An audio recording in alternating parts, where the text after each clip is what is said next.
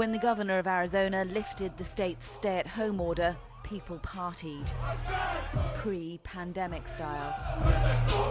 It was a joke to us. We're just like, yeah, COVID's fake news. Days later, many woke up to what will probably be the worst hangover of their lives. Never imagined in my life I'd be in a hospital, on a breathing or an oxygen tube, and I felt like I was going to die.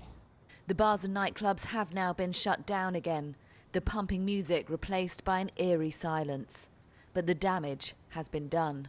At the beginning of the pandemic, some hoped the summer heat might help slow the infection rate. Well, if you want proof that that is not happening, it's here. It's currently around 44 Celsius in Phoenix. The temperature is rising, and so are the number of confirmed COVID cases at an alarming rate. Arizona is now the coronavirus hotspot, not just for the United States, but the world.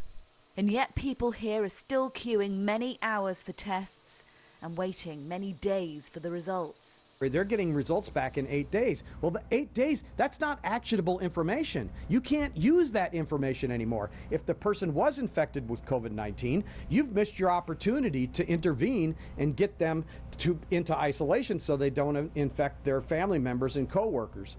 Those who've lost loved ones in this sudden surge find ways to express their grief and their anger. Mark Arquizo died alone in hospital last week. I don't want my father to just be another number. The reason why people are getting sick and numbers are skyrocketing here, and we're #1 in not only the entire country but the entire world, is not because of lack of individual responsibility. It's because of lack of leadership. And it's the tired hearts of medical staff that are breaking as they're forced to make decisions they hoped they never would.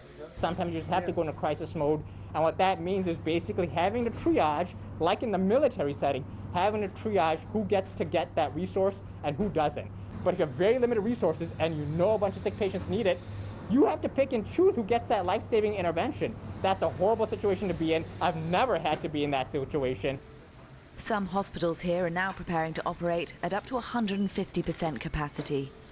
An indication that Arizona is expected to continue to be the epicenter of this explosion of new cases, and the impact on people across the state could get even worse. Sophie Long, BBC News, Phoenix, Arizona.